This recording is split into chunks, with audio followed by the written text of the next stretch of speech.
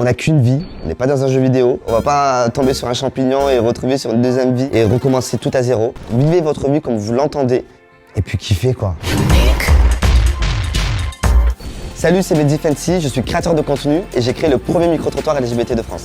Mes micro-trottoirs comptabilisent plus de 100 millions de vues à travers le monde. J'aurais jamais cru un jour toucher autant de monde qui m'écrivent en DM pour pouvoir participer à mes micro-trottoirs pour qu'ils puissent se livrer. Et c'est vrai que la phrase que je retiens à chaque fois à la fin de mes interviews, merci Mehdi pour la vidéo et je ne regrette pas de l'avoir fait. Tu m'as permis tout simplement de libérer la parole.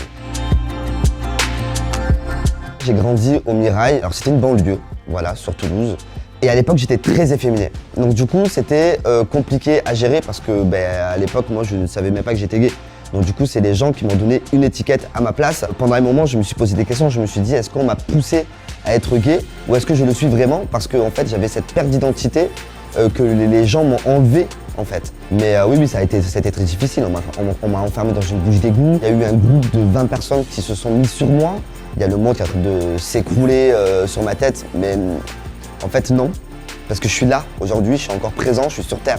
Il était hors de question que ce soit les gens qui décident de ma vie. Donc je suis parti voir une psychologue avec qui j'ai beaucoup discuté, qui m'a aidé à avancer et surtout à me connaître. Et aujourd'hui, j'ai réussi à me retrouver, j'ai réussi à avancer, à créer des choses.